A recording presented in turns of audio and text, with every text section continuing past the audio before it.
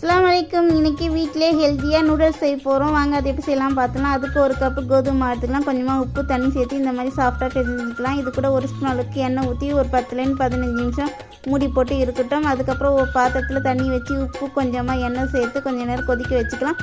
உரல்ல இப்போ நான் பிழிஞ்சு வச்ச மாவு பிழிஞ்சு எடுத்துக்கலாம். இந்த மாதிரி நம்ம பிழிஞ்சு விட்டுக்கலாம். தண்ணியில் கொதிக்கிற தண்ணியில் பிழிஞ்சு விட்டு நல்லா கூலான தண்ணியில் சேர்த்துக்கலாம். நல்லா ஜில்லுப்பான தண்ணியில் சேர்த்துக்கிட்டு இது கூட கேரட்டு கேப்சிகம் எல்லாம் கட் பண்ணி வச்சுக்கிறேன். இது கூட 2 வெங்காயம் கட் பண்ணி எண்ணெய் ஊற்றி நல்லா வதக்கிக்கலாம்.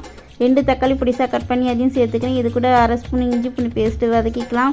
இது கூட கேரட்டு கேப்சிகம் இதையும் சேர்த்துக்கலாம். இது கூட சேர்த்துக்கலாம். ஒரு கொத்து கருவேப்பிலை சேர்த்துக்கலாம். கொஞ்சமாக உப்பு சேர்த்துக்கலாம். மஞ்சள்தூள் 1/4 டேபிள் ஸ்பூன், மிளகாய்த்தூள் 1 ஸ்பூன் அளவுக்கு, கரம் மசாலா, மேகி மசாலா, மிளகுத்தூள் சேர்த்துருக்குறேன். இது கூட ஒரு முட்டையை உடச்சி ஊற்றிக்கலாம்.